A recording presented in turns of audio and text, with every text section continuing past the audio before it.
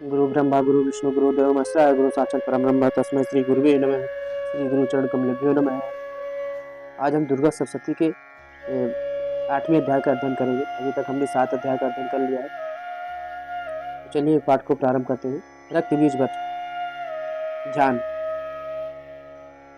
मैं अणिमा आदि सिद्धिमयी किरणों से आवृत भवानी का ध्यान करता हूँ। उनके शरीर का रंग लाल है, नेत्रों में अरुणा लहरा रही है तथा हाथों में पांच अंकुश बाण और धनुष शोभा पाते हैं। ऋषि कहते हैं, चंड और मुंड नामक दैत्यों के मारे जाने तथा बहुत सी सेना का संहार हो जाने पर दैत्यों के राजा प्रतापी शुंभ के मन में बड़ा क्रोध हुआ और उसने दैत्यों की संपूर्ण सेना को युद्ध के लिए कूच करने की आज्ञा दी। वह बोला, आज उदयुद्ध नाम के 86 दैत्य सेनापति अपनी सेनाओं के साथ युद्ध के लिए प्रस्थान करें। कंबू नाम वाले दैत्यों के 84 सेना नायक अपनी वाहिनी से घिरे हुए यात्रा करें। 50 कोट वीर कुल के और 100 धौर्म कुल के असुर सेनापति मेरी यज्ञा से सेना सहित कूच करें। कालह दौरहृद मौर्य और काल के असुर भी युद्ध के लिए तैयार हो मेरी यज्ञा से तुरंत प्रस्थान करें। भयानक शासन करने वाला असुर राज शुंभ इस प्रकार आज्ञादेश शास्त्रों बड़ी बड़ी सेनाओं के साथ युद्ध के लिए प्रस्थित हुआ। उसकी अत्यंत भयंकर सेना आती देख चंडिका ने अपने धनुष की टंकारस से पृथ्वी और आकाश के बीच का भाग गुजा दिया। राजन, तदंतर देवी के सिंह ने भी बड़ी जोर से दहाड़ना आरंभ किया। फिर अंबिका ने घंटे के शब्द से उस ध्वनि को और भी बढ़ा दिया। धनुष की डंकार, सिंह की दहाड़ और घंटे की ध्वनि से संपूर्ण दिशाएं गूंज उठी। उस भयंकर शब्द से काली ने अपने विकराल मुख को और भी बढ़ा लिया तथा इस प्रकार वे विजयिनी है। उस तुमुल नाद को सुनकर दैत्यों की सेनाओं ने चारों ओर से आकर चंडिका देवी, सिंह तथा काली देवी को क्रोध पूर्वक घेर लिया।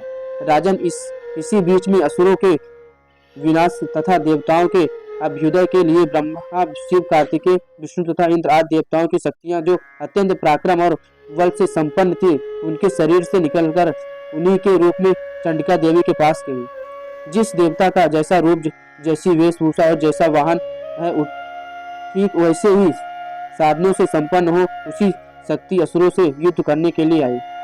सबसे पहले हंसयुक्त विमान पर बैठी हुई अक्षसूत्र और कमंडलों से सुशोभित ब्रह्मा जी की शक्ति उपस्थित हुई, जिसे ब्राह्मणी कहते हैं। महादेव जी की शक्ति वृषभ पर आरूढ़ हो हाथों में श्रेष्ठ त्रिशूल धारण किए महानाग का कंकड़ पहने मस्तक में चंद्रशेखा से विभूषित हो वहां आ पहुंची।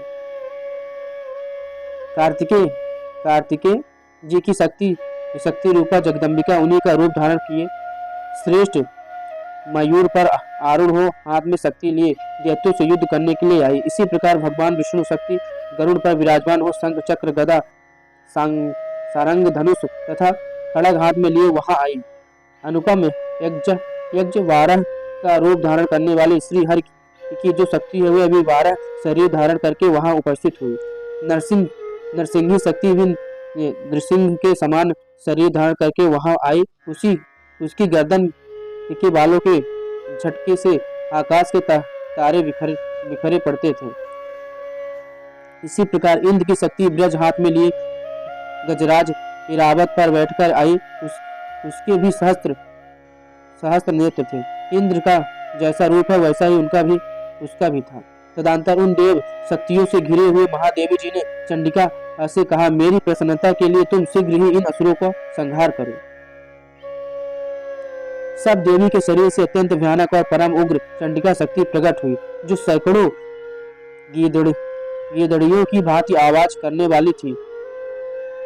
उस अपराजिता देवी ने धूमिल जटा वाले महादेव जी से कहा, भगवान, आप शुंभ निशुंभ के पास दूत बनकर जाइए और उन अत्यंत वीले दानव शुंभ एवं निशुंभ दोनों से कहिए, साथ ही उनके अतिरिक्त भी जो दानव युद्ध के लिए वहां उपस्थित हो उनको भी यह संदेश दीजिए, दैत्यों, यदि तुम जीवित रहना चाहते हो तो पाताल लोक को लौट जाओ। इंद्र को त्रिलोकी का राज्य मिल जाए और देवता यज्ञ भाग का उपभोग करें। यदि बल के घमंड में आकर तुम युद्ध की अभिलाषा रखते हो तो आओ, मेरी सिवाय योगिनियां तुम्हारे कच्चे मांस से तृप्त हो। क्योंकि उस देवी ने भगवान शिव को दूत के कार में नियुक्त किया था, इसलिए वह शिव दूती के नाम से संसार में विख्यात हुई। वे महादैत्य भी भगवान शिव के मुंह से देवी के वचन सुनकर क्रोध में भर गए और जहां कात्यायनी विराजमान थी उस ओर बढ़े। तदंतर वे दैत्य अमरस में भरकर पहले ही देवी के ऊपर बाण, शक्ति और दृष्टि आदि शस्त्रों की वृष्टि करने लगे। तब देवी ने भी खेल खेल में ही धनुष की टंकार की और उससे छोड़े हुए बड़े बड़े बाणों द्वारा दैत्यों के चलाए हुए बाण, शूल, शक्ति और हर्षों को काट डाला। फिर काली उनके आगे होकर शत्रुओं को शूल के प्रहार से विदीर्ण करने लगी और घंटवांग से उनका कचूमर निकालती हुई रणभूमि में विचरने लगी। ब्रह्मांडी भी जिस ओर दौड़ी उसी ओर अपने कमंडलों का जल छिड़क कर शत्रुओं के ओज और पराक्रम को नष्ट कर देती थी। महेश्वरी ने त्रिशूल से तथा वैष्णवी ने चक्र से और अत्यंत क्रोध में भरी हुई कुमार कार्तिकेय की शक्ति से दैत्यों का संहार आरंभ किया।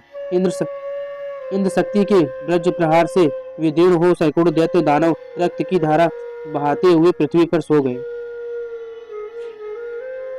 बराही शक्ति ने कितनों को ही अपनी थूथुन की मार से नष्ट किया। दाढ़ों के अग्रभाग से कितनों की छाती छीन डाली। कितने ही दैत्य उसके चक्र की चोट से विदीर्ण होकर गिर पड़े। नरसिंगी भी दूसरे महादैत्यों को अपने नखों से विदीर्ण करके हाथी और सिंह नाद से दिशाओं एवं आकाश को बुझाती हुई युद्ध क्षेत्र में विचरने लगी। कितने ही असुर शिवदूती के प्रचंड अट्टहास से अत्यंत भयभीत हो पृथ्वी पर गिर पड़े। गिरने पर उन्हें शिवदूती ने उस समय अपना ग्रास बना लिया। इस प्रकार क्रोध में भरे हुए मातृगणों ने नाना प्रकार के उपायों से बड़े बड़े असुरों का मर्दन करते देख दैत्य सैनिक भाग खड़े हुए। मातृगणों से पीड़ित दैत्यों को युद्ध से भागते देख रक्तबीज नामक महादैत्य क्रोध में भरकर युद्ध करने के लिए उसके शरीर से जब रक्त की बूंद पृथ्वी पर गिरती तब उसके समान शक्तिशाली एक दूसरा महादैत्य पृथ्वी पर पैदा हो जाता। महाअसुर रक्तबीज हाथ में गदा लेकर इंद्र शक्ति के साथ युद्ध करने लगा। तब इंद्र ने अपने व्रज से रक्तबीज को मारा। व्रज से घायल होने पर उसके शरीर से बहुत सा रक्त चूने लगा और उससे उसी के समान रूप तथा पराक्रमी वाले योद्धा उत्पन्न होने लगे। उसके शरीर से रक्तबीज जितनी बूंदें गिरी उतने ही पुरुष उत्पन्न हो गए। वे सब रक्तबीज के समान ही वीरवान, बलवान तथा पराक्रमी थे। वे रक्त से उत्पन्न होने वाले पुरुष की अत्यंत भयंकर अस्त्र शस्त्रों का प्रहार करते हुए वहां मातृगणों के साथ घोर युद्ध करने लगे। पुनः ब्रज के प्रहार से जब उसका मस्तक घायल हुआ तब रक्त बहने लगा और उससे हजारों पुरुष उत्पन्न हो गए। वैष्णवी ने युद्ध में रक्तबीज पर चक्र का प्रहार किया तथा इंद्र ने उस दैत्य सेनापति को गदे से चोट पहुंचाई। वैष्णवी के चक्र से घायल होने पर उसके शरीर से जो रक्त बहा और उससे जो उसी के बराबर आकार वाले शास्त्रों महादैत्य प्रकट हुए उनके द्वारा संपूर्ण जगत व्याप्त हो गया। कौमारी ने शक्ति से, वाराही ने खड़ग से और महेश्वरी ने त्रिशूल से महादैत्य रक्तबीज को घायल किया। क्रोध में भरे हुए उस महादैत्य रक्तबीज ने भी गदा से सभी मातृ शक्तियों पर पृथक पृथक प्रहार किया। शक्ति और त्रिशूल आदि से अनेक बार घायल होने पर जो उसके शरीर से रक्तबीज धारा पृथ्वी पर गिरी उससे भी निश्चित ही सैकड़ों असुर उत्पन्न हो गए। इस प्रकार उस महादैत्य के रक्त से प्रकट हुई असुरों द्वारा संपूर्ण जगत व्याप्त हो गया। इससे उन देवताओं को बड़ा भय हुआ। देवताओं को उदास देख चंडिका ने काली से शीघ्रता पूर्वक कहा, चामुंडे, तुम अपना मुख और भी बड़ा फैलाओ तथा मेरे शस्त्रपात से गिरने वाले रक्त बिंदुओं और उनके उत्पन्न होने वाले महादैत्यों को तुम अपने उस उतावले मुख से खा जाओ। इस प्रकार रक्त से उत्पन्न होने वाली महादैत्यों का भक्षण करती हुई तुम रण में विचरती रहो। ऐसा करने से उस दैत्य का सारा रक्त क्षीण हो जाने पर वह स्वयं ही नष्ट हो जाएगा। उन भयंकर दैत्यों को जब तुम खा जाओगे तब तुम्हारे दैत्य उत्पन्न नहीं होंगे, नए दैत्य उत्पन्न नहीं हो सकेंगे। काली से यूं कहकर चंडिका देवी ने सूल से रक्त बीज को मारा और काली ने अपने मुख में उसका रक्त ले लिया।